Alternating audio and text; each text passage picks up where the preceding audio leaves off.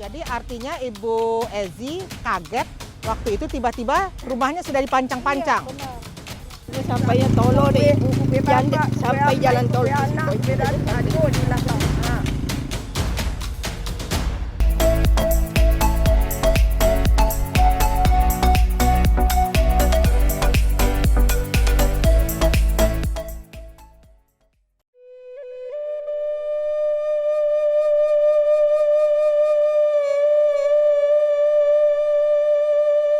Pembangunan dan pengembangan sektor infrastruktur menjadi salah satu visi dan misi utama pemerintahan Presiden Jokowi.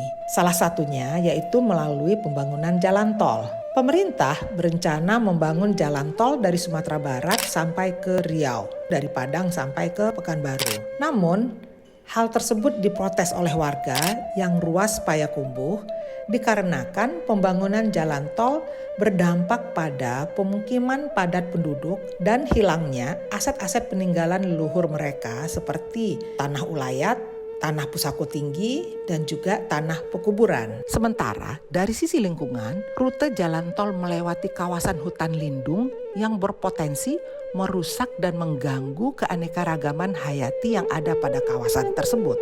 Yuk simak penelusuran kami bersama masyarakat sekitar yang terdampak pembangunan jalan tol Padang Pekanbaru.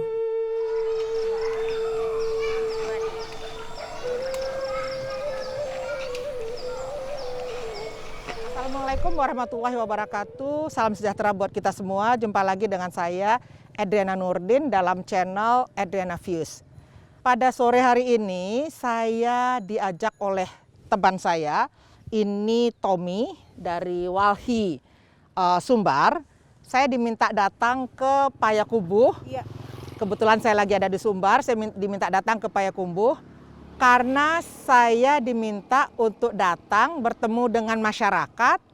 Ini adalah masyarakat yang akan terkena dampak dari pembangunan jalan tol Payakumbuh ke Pekanbaru. Ternyata banyak cerita-cerita yang dialami oleh masyarakat, baik cerita suka maupun cerita duka. Dan kebetulan sekarang kita berada pada situasi cerita duka yang dialami oleh masyarakat tentang dampak jalan tol. Ibu Ezi, ini Ibu Ezi.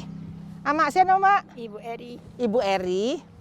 Ini kita berada di mana sekarang? Kita tepatnya sekarang ini di Jorong Tigo Balai, Nagari Lubuk Batingko, Kecamatan Harau, Kabupaten 50 Kota. Kecamatan Harau berarti ndak kayak Batang Harau Taman wisata, objek wisata Harau. Benar. Ada sekitar 5 km dari sini. 5 km dari sini itu adalah objek wisata Harau yang sangat terkenal, itu landmarknya Kota Payakumbuh. Apa yang terjadi di sini, Bu Ezi? Ya, jadi kita di 2018 itu terjadi pemancangan jalan tol di sini. Jadi sudah ada pemancangan tanpa pemberitahuan terlebih dahulu kepada masyarakat. Kemudian sosialisasinya baru kemarin 2020. 2 tahun setelah dipancang baru. Artinya Ibu Ezi kaget waktu itu tiba-tiba rumahnya sudah dipancang-pancang. Iya, benar. Iya, jadi sejak sosialisasi itu kemudian masyarakat kaget, berbagai informasi juga berseliweran di masyarakat. Akhirnya masyarakat mencoba melakukan komunikasi di internal kita dan akhirnya masyarakat mengatakan mesti tidak setuju dengan pembangunan jalan tol ini. Kenapa? Karena ini melewati permukiman padat penduduk dan lahan produktif. Ini padat penduduk, jadi ini semua desa ini nanti akan hilang nih, Bu. Habis nih, Mak. 2/3 dari daerah kita ini akan hilang dan itu 90% tanah ulayat. 90% tanah ulayat dan 2/3 dari daerah ini padat penduduk. Ini berapa kira-kira jumlah penduduknya, Bu? Kalau untuk Jorong ini itu sekitar 700. Hanya satu jorong. Nah, nanti akan kena berapa jorong di sini? Yang kena satu jorong ini habis. Satu jorong ini habis. Jadi Ibu Ezi semua rumah dan juga harta-harta warisannya Benar. itu akan hilang semua. Akan hilang, pusoko juga akan hilang, kemudian soko juga akan hilang. Bu Ezi, kan pemerintah pasti akan mengatakan bahwa kita harusnya membantu atau menyokong program-program pemerintah. Katanya kan ini program demi untuk memudahkan masyarakat. Nah, sebetulnya apa yang diharapkan oleh masyarakat di sini? Kalau tidak mau, nanti kita dikira tidak mendukung program pemerintah. Nah, apa solusi yang ditawarkan oleh masyarakat di sini? Ini ada 5 nagari sebenarnya, Uni. Satu jorong 5 nagari berapa jorong? Sekarang kita berada di satu nagari Lubuk Batingko, dan kita yang melakukan penolakan ini ada 5 nagari. Mulai dari nagari Lubuk Batingko, nagari Gurun, nagari Koto Baru Simalanggang, nagari Koto Tangah Simalanggang, dan nagari Taya Baru. Jadi kita semua itu membentuk sebuah forum bersama untuk memperjuangkan dan mengadvokasi kepentingan dan hak-hak masyarakat. Jadi apa yang kita perjuangkan pertama itu adalah jalur yang sudah disosialisasikan ini itu melewati permukiman padat penduduk dan lahan produktif. Nah, jadi kita ingin menghimbau kepada pemerintah karena ini masih dalam fase basic design ya. Kita belum ada penetapan lokasi dari gubernur, maka kita minta kepada gubernur untuk bisa mempertimbangkan masukan-masukan dari masyarakat. Jadi kita bukan dalam hal menentang kebijakan pemerintah. Jadi itu yang paling ingat, masyarakat tidak ingin menentang. Masyarakat tidak menentang kebijakan pemerintah, tapi tolong difikirkan, memberikan masukan agar jalan tol tidak melewati perkampungan yang padat penduduk. Tapi sebetulnya ada alternatif lain nggak selain dari arah di sini untuk pembangunan tersebut? Sepanjang informasi yang disampaikan oleh Utama Karya, ya kita kan beberapa kali melakukan komunikasi. Yang kemarin itu sempat juga kita difasilitasi oleh DPRD Sumatera Barat. Nah, di sana dipaparkan memang ada beberapa alternatif yang lain dari jalur yang padat penduduk ini. Jadi jalur kita yang melewati 5 nagari ini memang satu-satunya jalur yang sangat padat penduduk gitu. Jadi memang kalau kita lihat planningnya memang perencana punya alternatif, ada alternatif kedua dan alternatif ketiga. Jadi kita meminta kepada pemegang kebijakan supaya aspirasi kita ini didengar, kemudian bisa merasakan juga apa yang dirasakan oleh masyarakat gitu. Tanah yang mereka tempati adalah tanah yang mereka warisi dari turun temurun, dan ini kalau tanah warisan ini atau tanah pusaka itu kan nggak boleh diperjualbelikan, Uni. Kalau orang Sumatera Barat ya, benar, pusako tinggi ya. Pusako tinggi itu nggak boleh diperjualbelikan karena dia adalah sebuah legitimasi komunal yang harus dipertahankan untuk mempertahankan kelangsungan kehidupan dari generasi ke generasi. Dan kita menerima itu gratis dari leluhur kita. Dan tanggung jawab kita generasi hari ini untuk bisa mempertahankan agar bisa diberikan kepada generasi berikutnya gitu. Bezi, kan pemerintah mengatakan pasti kalau memang daerah ini terkena jalan tol, nanti akan ada penggantian di daerah lain. Nah, itu bisa nggak diterima oleh masyarakat apabila diganti di daerah lain? Begini Yuni, perjuangan kita di fase ini bukan persoalan ganti rugi, ya, bukan dalam tahap ganti rugi. Kita ingin menghimbau pemerintah untuk bisa melihat bahwa entitas sosial kita ini adalah sebuah nilai yang sangat luar biasa. Gitu. Adat istiadat, kemudian masyarakat adat kita bagaimana mereka bisa mempertahankan nilai-nilai adat, nilai-nilai leluhur di setengah gempuran aspek globalisasi gitu kan. Dan ini yang menjadi semangat kita. Kalaulah seandainya Soko dan Pusoko gelar kepemimpinan adat itu kemudian harta pusaka itu tidak ada, otomatis kan kaum itu akan hilang. Masyarakat, entitas masyarakat itu juga akan hilang secara otomatis. Dipindahkan mereka kemanapun dia tidak bisa karena dia melekat kepada harta pusakanya gitu. Nah, Bu Ezi, ada berapa nanti ancaman kelompok atau klan atau suku yang akan punah apabila daerah ini tetap akan di bulldozer, tetap akan diratakan dengan tanah dijadikan jalan tol? Untuk Lubuk Batingko, nagari Lubuk Batingko di Jorong ini ada dua nih, ada dua pasukan Datuk Bosa, kemudian pasukan Datuk Majonan Koru. Paduka Bosa. Paduka Bosa ya, Datuk Paduka Bosa. Kemudian juga ada di Bodi,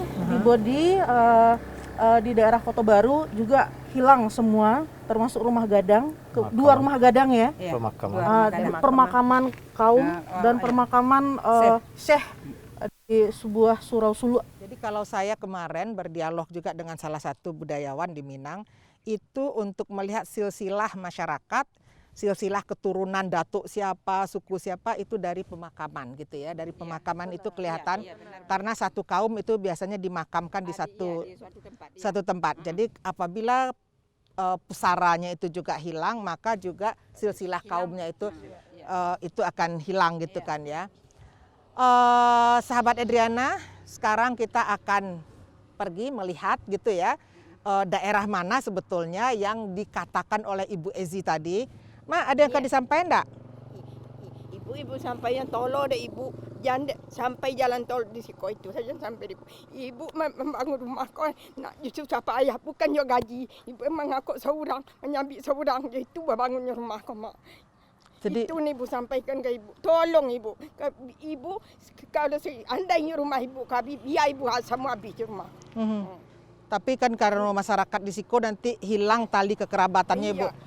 Bu, Ambo kan hanya bisa menolong menyampaikan supaya para pengambil kebijakan awakko bisa mendengar apa yang ibu rasakan. Siapa nama bu? Nama ibu Adrias, panggilan Eri, ibu dari Ezi. Ibu Ezi. Jadi ibu yang merasukan. Merasukan. Tidak lalu cuma malam tu bu, memikirkan rumah kami, cari sabi, kubue bapak, kubue amai, kubue anak, kubue ratu, aduh di belakang. Jadi, Mbak tadi menurut ibu, ibu tidak lalu semalaman karena memikirkan apa tadi kuburan. Nah, anak ibu kan stres, kagak ada rumah kami tu. Akan habis semua ya. Ya kita berharap semoga para pengambil kebijakan juga memikirkan karena yang paling penting adalah komunikasi dengan masyarakat. Ini juga adalah masukan bagi kepala daerah, pemerintah daerah agar bisa mengambil kebijakan yang dikomunikasikan dengan masyarakat. Karena menurut Ibu Ezi, pancang sudah diletakkan tahun 2018, tapi komunikasi baru dilakukan tahun 2020 dan itu baru pertemuan-pertemuan awal. Jadi juga belum melibatkan semua masyarakat dan belum mendengarkan apa persoalan-persoalan yang akan dihadapi oleh masyarakat. Yuk kita lihat daerah-daerah nanti yang dikatakan oleh Ibu Ezi tadi yang juga tempat pancang-pancang yang sudah diletakkan dan juga daerah-daerah apa saja nanti yang akan kena. Jadi monumen-monumen sejarah apa yang akan kena di daerah sini. Yuk mari kita saksikan bersama-sama. Ya Mai, cari lihat ke situ. Ya Pak Tua.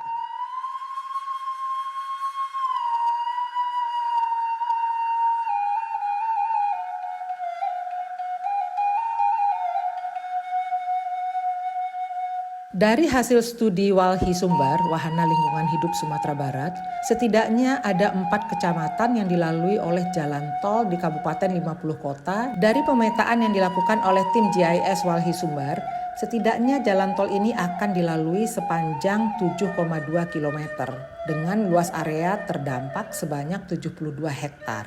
Lahan tersebut merupakan tanah ulayat masyarakat yang di atasnya ada pemukiman, sawah, ladang, yang merupakan tempat tinggal dan sumber kehidupan masyarakat.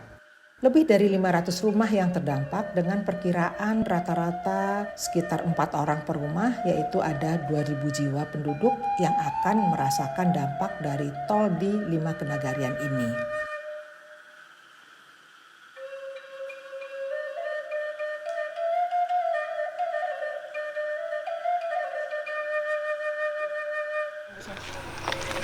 Itu yang akan kena nanti ya. Rencananya kapan mau dibangun ya Tom? Itu rencananya menurut pemerintah dulu ke dibangun ke Kalau targetnya 2021 ini penetapan lokasi. Oke. Berarti masih ada waktu sebelum penetapan lokasi. Sebelum penempatan lokasi gitu Iya, ya. iya. Ya kita berharap lah semoga ya para pengambil kebijakan kita bisa mendengarkannya. Ibu pertama pas wojo kawan-kawan Walhi, apa ceritanya Bu? Kok bisa sampai di situ keluhan pertama yang disampaikan oleh masyarakat kepada siapa? Iya. Mungkin Pak, ini dari ketua nih bisa menjelaskan juga. Ini Pak Ketua apa namanya Pak? Jaskirman Bu, Jaskirman. dari Kenagarian Kota Baru, Kecamatan Payakumbuh. Aha. Kebetulan sempat ketemu sama Walhi. Aha. Kita belum kenal sama Walhi, Pak Yoni Walhi. Waktu itu kita diadakan rapat di Masjid Istiqomah.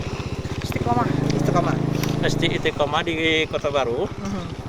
Jadi kebetulan Bapak Yoni Walhi itu diam-diam aja di luar. Jadi kita perkenalan. Nah, tapi sebetulnya Bapak sebelum itu memang sudah mewakili masyarakat. Jadi masyarakat sudah Waktu itu belum. Kita masih Awal-awal. terpisah-pisah. Awal. terus, nah. Kita masih Jadi kita terpisah-pisah ketemu pada sama Pak Yoni Walhi. Nah, Di situ kita kenalan. Bapak dari mana? Dia bilang saya dari Walhi. Apa yang Walhi kita kan belum tahu yang Walhi. Kita di lembaga warna lingkungan hidup dari PUPR nomor 19 2020 menindaklanjuti jalan tol. Itu yang mengundang atas nama Wali Nagari. Kebetulan di dalam forum itu banyak sudah ditampilkan semua denah-denah rumah yang kena, spontan masyarakat langsung menolak. Bahkan ada jadi yang obat. itu waktu pertama kali Iya. masyarakat baru tahu. Iya. Sejak itulah kami jalin komunikasi bagaimana jalan keluar, kami mohon minta bantuan. Nah, sejak itu Pak, Bapak membawa hasil informasi dari pertemuan tersebut ke masyarakat. Iya. Oh, di situ baru masyarakat waktu itu tahu bahwa ada rencana pembangunan jalan tol di daerah ini. Iya. Sebelum-sebelumnya pematokan tidak ada dikasih tahu. Jadi bingung lah masyarakat di sini Iya. Pak ya, dipatok ada. Bahkan setelah sosialisasi itu diadakan di masjid, masyarakat itu jadi trauma, Bu. Datang pencatat meteran pakai helm. Ibu-ibu di rumah tuh udah kaget, stres, bahkan ada yang sakit.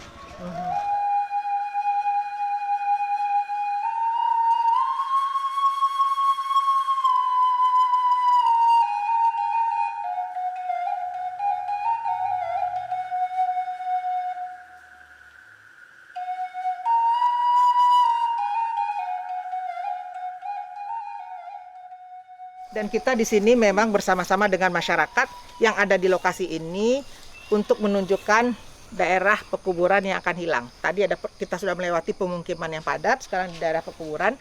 Nah, Pak Datuk, apa yang Pak Datuk jalihkan kini ke kami? Pak Datuk apa namanya Pak Datuk? Pak Datuk Patia. Pak Datuk Patiah. Pak Datuk Patiah apa yang Pak Datuk? Ya, Di mana Bu, persoalan yang Jadi ada? persoalan yang ada kalau seandainya jalan tol yang menurut basic desain utama Kriya itu tetap dilaksanakan di daerah kami ini, Bu, ini akan menghilangkan pesukuan di bawah payung Datuk Paduka Bosa. Jadi yang kita lihat sekarang ini, Bu, yang di depan itu adalah perumahan-perumahan kampungnya Datuk Paduka Bosa. Kalau seandainya tetap dilaksanakan di sini, Bu, maka harta pusaka tinggi Datuk Paduka Bosa ini akan habis dan kuburnya juga akan habis. Sementara kita di Minang, harta pusaka tinggi itu adalah mencerminkan tingkat sosial masyarakat Minang. Kalau seandainya harta pusaka tinggi ini sudah habis, kemana akan diletakkan lagi? Kemana Datuk Paduka Bosa akan pulang kampung, Bu? Jadi memang bagi masyarakat Minang, tanah, pusaka tinggi dan pekuburan itu mempunyai arti, mempunyai nilai historis, nilai budaya yang sangat tinggi sekali. Ini suku apa nih Pak yang ada di sini yang nanti hilang? Yang ada keturunan Datuk Paduka Bosa itu? Ya, yang keturunan Datuk Paduka Bosa itu, Bu, adalah di bawah payung Datuk Paduka Bosa itu pesukuannya adalah pesukuan Mandailing Melayu Bendang. Oke, itu yang ada di sini. Ya.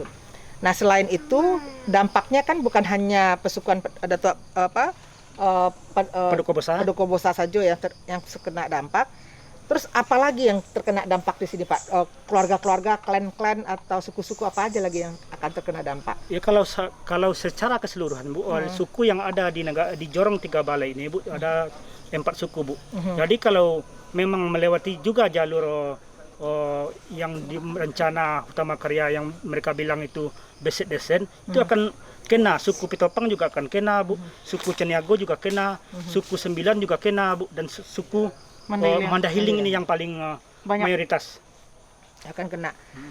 Bu, ibu-ibu di Sikos adanya ya, Ibu? Ini yang di daerah Datuk Paduka Bosa ini Kemanakan sadanya. Kemanakan Datuk Paduka Bosa. Bu, apa perasaan Ibu kini ko bahwa daerah ini akan dibangun jalan tol? Saya suka silih nak. Hah? Baru Ibu. Baru sudah mati di 7 hari. Oh gitu. Aduh napi tu sehari ni 2-3 hari baru. Jalan ibu. Kemarin ada yang meninggal Bu, orang tuanya Bu. Dua kami Kami ketik-ketik saja tinggal ni. Sudah ada alam mendengar Ibu bahwa ini jalan ini akan dibangun jalan tol. Ibu dapat mungkin jalan ibu. Baru 3 hari baru buat. Kalau mak perasaannya mak? semuanya jangan. Memanu ke kami ajak ni ibu. Kami ini tempang 3 hari pas baru. Iko yang kuburan keluarga sedunia ke Ibu. Ya? Iya, siko dolar. Jadi Pak Datuk, itu alun-ado dari pemerintah daerah yang datang kemari. belum ada. Jadi belum ada. Belum ada. Belum ada pemerintah daerah yang membangun komunikasi dengan masyarakat. Belum. Belum Kita yang mengupayakan komunikasi nih, tapi belum ada Belum ada feedback. tanggapannya. Belum ada tanggapan. Maaf Pak. Jadi belum ada tanggapan sama Belum ada sekali. tanggapan. Apa harapan Mak kini kah? Harapan awak pindah Kalau pindah kami Bu, jalan tol ini. Pindah jalan ko lihat ke mana ke dipindah apa jadi tu ke ni punya tu. Oh, jadi Pindah maksudnya dah. Ya. bukan masyarakat yang pindah tapi jalannya yang harus jalan yang dipindah. dipindahkan. Kami bukan menantang pemerintah kami mengusulkan jalan kau dipindahan dari kampung kami. Jadi bukan kita menentang apa yang yang menjadi program pemerintah, tapi bahwa dampak pada masyarakat ini yang nanti yang harus dipikirkan gitu ya. Ya, Mak. Adalah yang mau disampaikan ini? Ya itu dah sampaian Bu. Itu.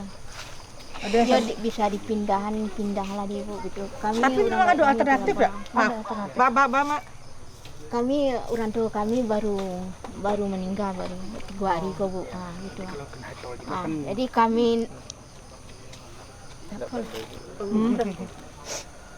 payahlah kami mungkin pindahlah dari kami kok begitu. Kami ikut kami harusnya Bu. Jadi maksudnya hanya inilah tanah yang dimiliki oleh masyarakat. Inilah harta pusakanya, ini pusaka tidurnya, ini tempat hidupnya. Kalau ini akan hilang, masyarakat mengatakan mereka nggak tahu lagi mau kemana. Karena ini merupakan satu pesukuan, satu klan yang memang hidupnya berkaum-kaum di sini ya.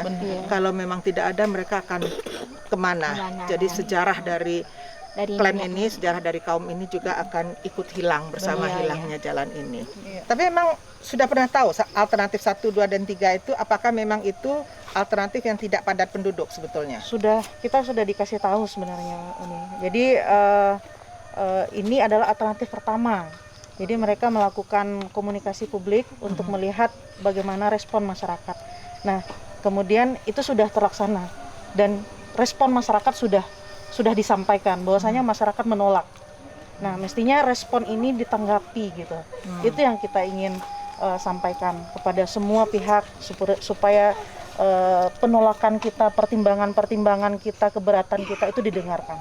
Didengar oleh masyarakat, oleh pengambil ya? kebijakan. Oleh pengambil kebijakan. Benar. Menurut Ibu Ezi, ini pengambil kebijakannya yang di level mana nih yang sekarang yang harus dikomunikasikan? Apakah level kabupaten kota, atau level provinsi, atau level nasional nih sebetulnya?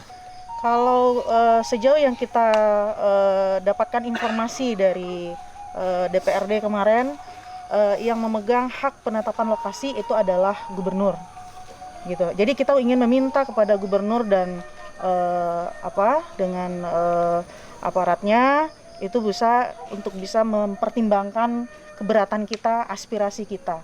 Kita sudah mengirimkan surat-surat kita ke berbagai instansi ini, mulai termasuk dari PUPR, ya kita surati gubernur, kemudian tembusannya kita kirimkan ke Dirjen PUPR yang terkait dengan kebijakan jalan tol, kemudian sampai ke tingkat bawah, sekalipun sampai ke tingkat negari.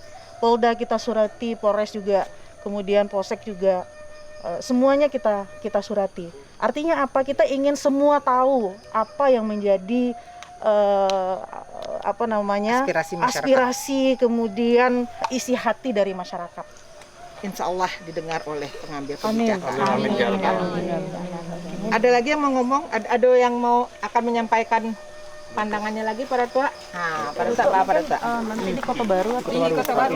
Oh, pada tua dari Kota Baru. Iya, Kota Baru. Nah, jadi ini ada 4 nagari yang terkena. 5 nagari yang terkena. Sekarang kita di nagari Tigo Balai, Dua Tigo. Nah, nanti kita akan ke nagari lainnya dan juga ada Pak Datuk yang datang di sini yang akan menjelaskan persoalan apa lagi yang ada di nagari beliau gitu ya. Yuk kita ikutin terus perjalanan kita ini.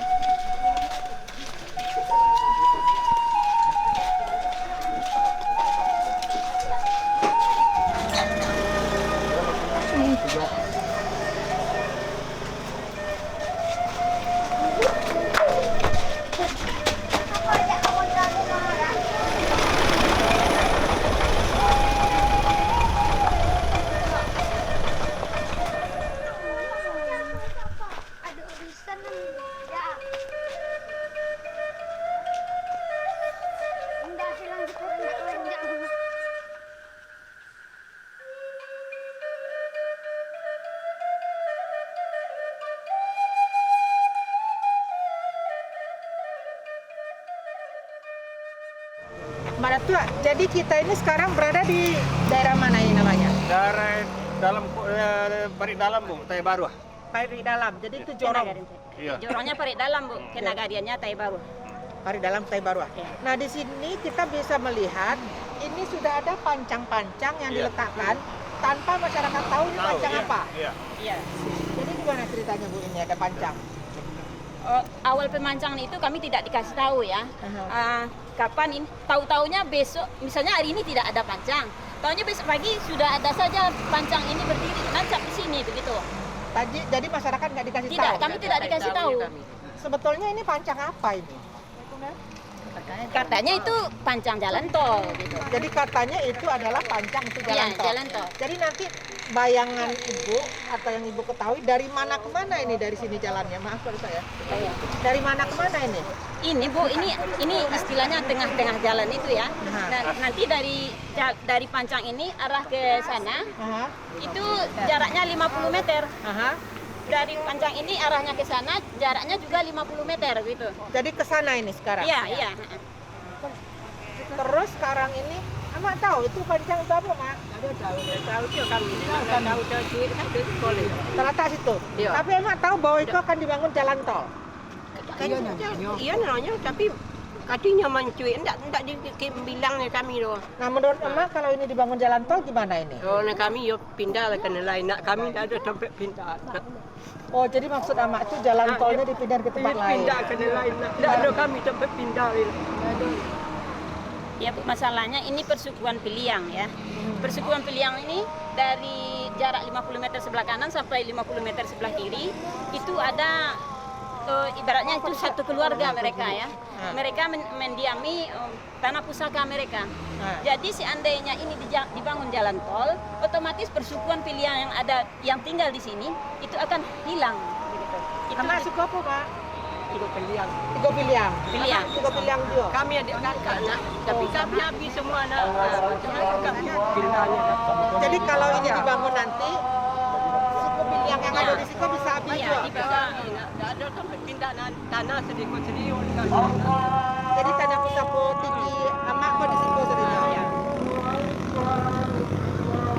Pada tua, kalau pada tua dari nagari Kota Baru Semalanggang. Kota Baru Simalangkang, berapa jauh dari situ?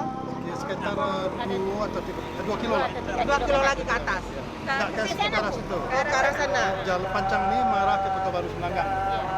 Oh, jadi pancang ini mengarah ke Kota Baru Simalanggang. Iya. Nah, kalau di Kota Baru Simalanggang nanti itu apa persoalannya, Pak? Persoalannya banyak. Pertama sama juga dengan sini kan rumah penduduknya terlalu banyak, rapat penduduk. Kemudian ada situs-situs misalnya surau, Surasulu, itu ada makam perkuburan kaum, tanah wilayah. Ada di sana ada tanah wilayah, tanah adat itu yang habis itu 2 nenek mamak ya tidak? Bodi sama Peliang.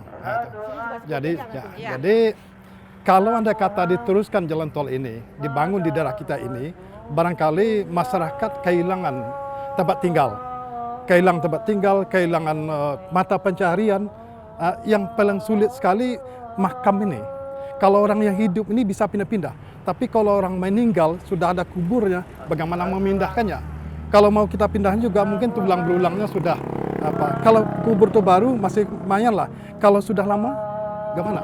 Jadi tapi sebetulnya ini kan bukan masalah tulang belulang yang akan dipindahkan, tapi pemakaman itu melekat kepada sejarah, sejarah lambang persekutuan, Bu. Lambang persekutuan, sejarah sejarah keluarga, Bu. sejarah keluarga, silsilah keluarga. Silsilah keluarga ada situ, Bu. Sudah itu kembali, harta pusaka tinggi itu kan melengket kepada anak kemenakan. Harta pusaka tinggi itu kan cancang latih orang tua-tua, teman turko orang tua-tua dulu. Diwarisi untuk anak-anak keturunannya. Andai kata ini dijadikan jalan tol, berarti keturunan nenek moyang kita itu tidak akan bisa menghuninya lagi. Berarti mereka akan terpisah-pisah.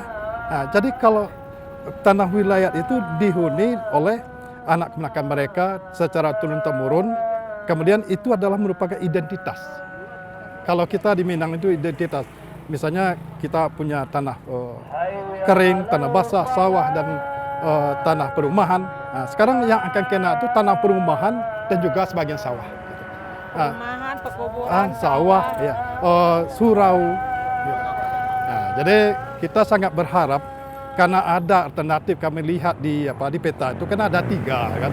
Nah, jadi berharap kepada pemerintah mulai dari tingkat barangkali kecamatan, kabupaten, provinsi atau pusat, kita sangat berharap cobalah alihkan ke daerah yang lain lah, sehingga masyarakat kita yang tinggal di wilayah padat penduduk ini tidak terganggu gitu. Kalau pindah mau kemana mau kami pindahkan? Ini adalah wilayah mereka. Sudah mereka tempati secara turun-temurun dari nenek moyang dulu sampai sekarang. Barangkali mulai negeri ini ditunggu sampai hari ini, semaju ini negari kita ini, mereka masih tetap tinggal di sini. Jadi harapan mereka atau kami masyarakat, kalau bisa tolonglah pindahan jalur jalan tol dari wilayah kami yang padat penduduk ke wilayah yang kurang penduduk lah gitu. Nah, itu harapan. Sekarang kita sedang mendengar ada hajat maghrib ya, tapi sebetulnya ini masjid ini juga kena juga Itu nanti. yang akan saya uraikan. Nah, gimana coba? Ya, musola Al-Mikat itu ya merupakan suatu tempat atau yang sakral bagi masyarakat kami di Taeh Baru. Khususnya itu waktu pelepasan jemaah haji setiap setahun sekali ya. Kami masyarakat Taeh melepas keberangkatan jemaah haji itu di musola Al-Mikat itu. Jadi musola Al-Mikat itu sekaligus bagi kami masyarakat Taeh merupakan suatu tempat yang menjadikan ajang silaturahmi bagi kami masyarakat Taeh. Itu mulai dari Jorong Kubu Gadang dalam Koto sampai masyarakat Jorong Parit Dalam ini akan mengumpul di situ untuk melepas keberangkatan jamaah haji. Di samping itu, musola Al-Mikat itu merupakan dibangun itu atas dasar sumbangan dari Majelis Taklim wal Awamil Kabupaten dan Kota Madia Payakumbuh. Jadi artinya bahwa kalau ini semua dikena, itu juga akan kena. Pekuburan kena. Tadi ada juga dikatakan Balerong, rumah adat semua akan kena. Karena rumah adat itu juga merupakan lambang dari keluarga, klan suku gitu ya. Bagian dari identitas orang Minang. Iya, bagian dari identitasnya. Iya. Seandainya musola Al-Mikat itu kena, maka acara-acara sakral atau merupakan suatu tradisi bagi kami di masyarakat Taeh Baru ini dengan sendirinya akan hilang dan tempat itu kan tidak bisa dipindahkan ke tempat lain. Ya. Jadi itulah sahabat Adriana yang banyak sekali persoalan-persoalan yang diutarakan oleh masyarakat di sini. Jadi ini sudah ada 3 nagari yang kita lewati yang semuanya terkena dari dampak pembangunan jalan tol apabila jalan tol tetap dibangun di sini gitu ya. Betul. Sejauh mana progres dari laporan yang disampaikan oleh masyarakat ke pemerintah karena masyarakat sudah melaporkan persoalan apa yang akan mereka hadapi apabila jalan tol tetap dilakukan di sini. Jadi kami berharap ada respons yang baik dari pemerintah untuk memindahkan ke alternatif lainnya ya. Karena ada 2 alternatif lainnya untuk dicari bahwa bagaimana agar jalan tol tersebut dibangun di jalan di daerah yang tidak padat penduduknya dan juga tidak mengenai harta-harta pusaka dari masyarakat tersebut.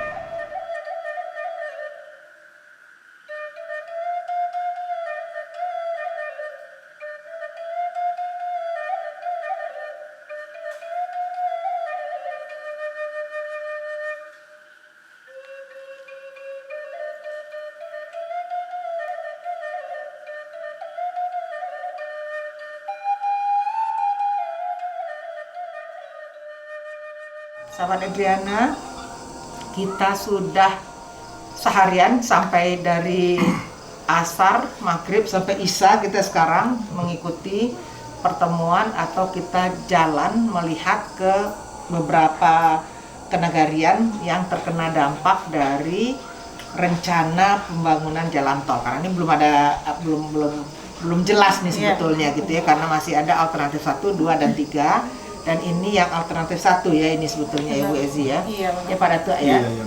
Nah, kita sudah mendatangi 3 dari 5 nagari yang rencananya terkena dampak. 4. Kita 4 dari 5 nagari yang rencananya terkena dampak dari pembangunan jalan tol. Nah, sekarang sebetulnya Pak Datuk ada hal lain yang ingin disampaikan nggak? Ya, yang kita ingin sampaikan keluhan dari masyarakat. Kita inginnya jalan tol ini karena melewati, kalau di Kota Baru Semangga ini, negara Kota Baru Semangga ini terkena 2 jorong, jorong Kota Baru dan jorong Tebet Panjang. Kebetulan yang akan dilewati jalan tol itu yang padat penduduk. Yang padat. Padat itu seberapa padat, Pak Datuk? Dari tadi kan dikatakan padat penduduknya. Padat penduduk artinya rumah, antar rumah ke rumah itu sangat berdekatan. Ada berapa kakak kira-kira nanti akan kena di situ? Ini kalau kakak barangkali mungkin lebih dari ratusan lah gitu. Nah, jadi mungkin nanti supaya lebih pasti, tolong kita juga ada informasinya kan, karena pemerintah daerah kan juga pengen dapat. Kita ada 539 titik rumah sebenarnya dari 5 nagari yang akan dilalui oleh rencana jalan tol ini. Jadi ada 500 lebih titik rumah. Iya, titik rumah. Dari 5 nagari ini. 5 nagari. Jadi kalau ada 500 rumah, kira-kira ada berapa kakak kalau itu ya? Kita estimasi ada 4 orang saja di dalam rumah itu, berarti sekitar 2.000 orang yang akan terkena dampak. Hanya dari 5 nagari ini. Hanya dalam 5 nagari. Nah, terus gimana menurut Ibu Ezi nih sekarang? Artinya bagi kita masyarakat adat Minangkabau yang notabene adalah matrilineal terbesar di dunia, dan kita tahu ini masyarakat Minang ini adalah satu-satunya warisan budaya dunia dengan masih mempertahankan paham matrilineal terbesar di dunia. Nggak sampai 6 suku di dunia yang masih tetap mempertahankan, dan salah satunya adalah Minangkabau. Nah, ini yang paling menjadi keluhan kita, keresahan kita, kalau seandainya jalan tol ini melewati kampung halaman kita, kemudian akan berdampak kepada hilangnya mata pencaharian, tidak hanya aspek ekonomi sebenarnya, tetapi juga aspek sosial dan aspek lingkungan yang akan terdampak. Dengan adanya jalan tol akan berdampak juga kepada pertanian kita, sehingga lahan-lahan pertanian yang sudah sempit. Sekarang kan sudah sempit lahan kita, sudah semakin banyak bangunan-bangunan. Nah, dengan adanya jalan tol ini, lahan pertanian akan semakin mengecil. Nah, di dalam di adat Minangkabau,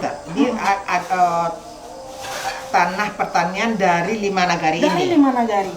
Ya, karena 90% masyarakat kita yang terdampak sekarang itu adalah petani.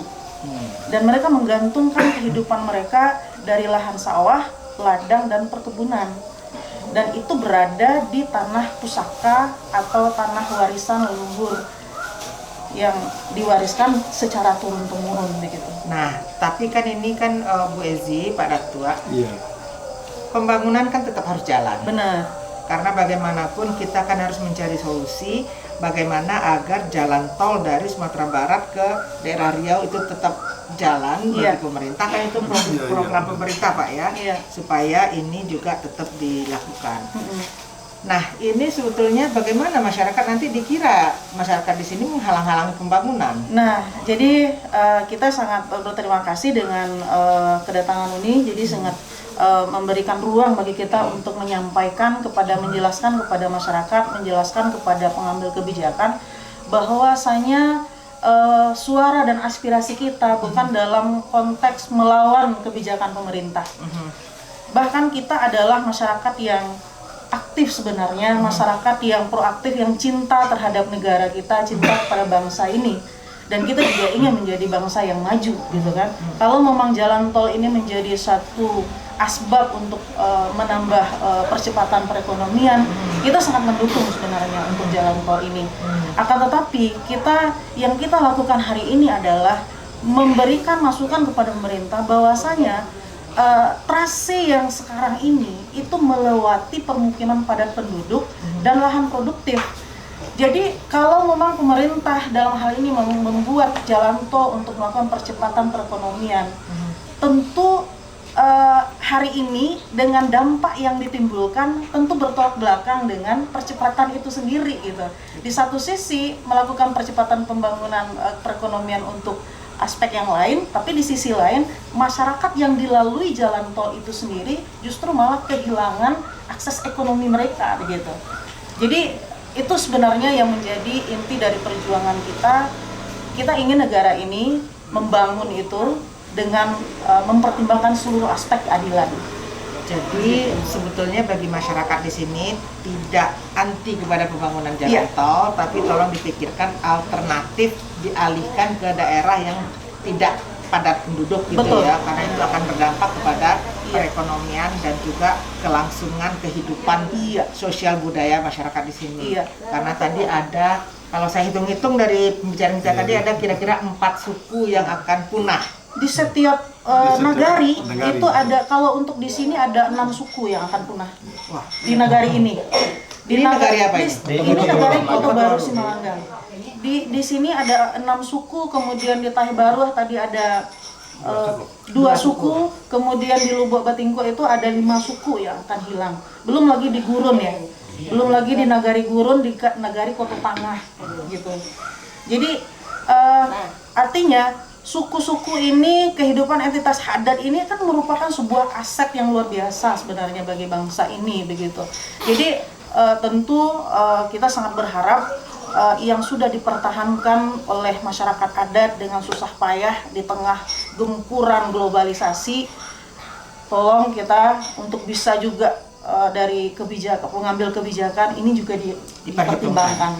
Nah, yang hadir kita, yang dari tadi kita jalan kemana-mana gitu ya, ke 4 nagari tadi. Ini saya mungkin memperkenalkan diri, Pak Datuk dari nama. Perkenalkan, kebetulan saya tadi belum bicara ya. Perkenalkan, nama saya M. Datuk Obo dari Kenagarian Tahi Baru, Kecamatan Pekumbuh. Nah, kebetulan waktu yang bicara tadi udah diwakili. Iya, Pak Datuk ya, jadi sudah tampil nih sibuknya nih ya Pak Datuk. Terus yang dari wakil dari yang lain mana Pak? Kalau Pak ini? Assalamualaikum warahmatullahi wabarakatuh. Nama saya Jas Ilman dari Kenagarian Kota Baru. Kebetulan dari forum yang ada, kebetulan kita diamanahkan sebagai ketua untuk diformat. Oke, jadi ini ketua dalam mengorganisir teman-temannya gitu loh ya, yang terkena dampak. Pak Datuk dari mana Pak Datuk? Assalamualaikum warahmatullahi wabarakatuh. Nama gue adalah N. Datuk Damu. Ini dari daerah? Perwakilan dari Kota Baru Simalanggang. Kota Baru Simalanggang juga. Pak Datuk? Ya, Assalamualaikum warahmatullahi wabarakatuh. Ambo namo Rahman Sarif Bagola Datuk Patiah dari Kenegarian Lubuk Batingko, tepatnya Jorong 3 Balai di Kenegarian Lubuk Batingko, Kecamatan Harau. Wezi sama ya. Saya dari Lubuk Batingko juga mewakili Bundo Kanduang nih. Bundo Kanduang. Kalau Pak Datuk? Saya dari sini, Kota Baru Simalanggang, R. Rusliman Datuk Tan Khatib. Kebetulan saya ketuakan Kerapatan Adat Nagari Kota Baru Simalanggang. Wah, orang yang ini mana ya? Saya Mapilindo. Mapilindo dari? Perwakilan Kenegarian Guru. Jadi Lambaran Nagari ya Pak tadi tuh? Jadi di sini sudah lengkap semua 5 nagari itu. Wah, udah 5 nagari. Saya perwakilan Guru. Kalau saya dalam isu ini, gimana isu jadi global. Kami harap YouTube ini, Ibu, ditonton oleh investor. Nah, karena jalur ini terlalu padat. Kalau terlalu padat warganya, barangkali itu terlalu banyak permasalahan yang akan timbul kalau itu diteruskan. Masyarakat akan terkena dampak langsung. Mohon kiranya ini dapat oleh pemerintah pengambil kebijakan untuk dipikir ulang. Mohon kiranya dapat dipindahkan ke jalur 23. Oke, itu yang kita dengar, sahabat Adriana, dan juga kepada semua pengambil kebijakan. Kami berharap bahwa keluhan-keluhan masyarakat, suara hati masyarakat yang kita dengar pada hari ini betul-betul menjadi pertimbangan bagi pengambil kebijakan. Karena kita yang ada di sini ini hanya bisa menyampaikan aspirasi kita. Kita hanya bisa, saya terutama hanya bisa memfasilitasi angku-angku, nenek mama, bapak-bapak, ibu-ibu pengulu di Siko ya, di Nunukan doang. Semoga apa yang kita bicarakan, apa yang kita bincang-bincangkan seharian ini insya Allah didengar oleh para pengambil kebijakan. Jadi nanti mungkin kita bisa bertemu untuk membahas hal-hal lainnya sehubungan dengan dampak pembangunan jalan tol ini, gitu ya, atau dampak pembangunan dampak rencana pembangunan jalan tol, karena memang ini belum jelas, karena memang masyarakat sebetulnya belum diajak bicara, kan itu intinya. Masyarakat belum diajak bicara, tapi sebelum itu masyarakat sudah proaktif mencari informasi. Nah, inilah informasi yang didapat oleh masyarakat sejauh ini. Tapi ini pertanyaan penutup dari saya ya sebetulnya. Dan tadi saya terus terang agak cemas-cemas. Ini sebetulnya bagaimana situasi dampak COVID di sini? Oh iya. Zona hijau. Zona hijau. Makanya kan saya lihat kan tadi maaf ya, kok banyak sekali yang tidak pakai masker tadi ya. Jadi saya tidak ingin juga bahwa nanti orang yang menonton ini menyalahkan kita seolah kita juga menentang peraturan pemerintah. Tapi memang zona hijau ya Pak ya. Jadi itu yang terjadi di sini buat sahabat Adriana. Jadi semoga memang corona juga cepat berlalu. Amin. Jadi itu harapan kita bersama, karena terlalu banyak dampak ekonomi dan dampak kesehatan dari corona ini. Dan saya juga berdoa insya Allah persoalan kita ini cepat terselesaikan. Amin. Mungkin itu dulu dari kita ya Pak Datua. Iya Ibu. Ya Bu Ezi. Iya, Sahabat Adriana, wassalamualaikum warahmatullahi wabarakatuh. Itu dulu yang bisa kita bahas, dan saksikan episode Adriana Fis yang lain yang tidak kalah serunya dari ini.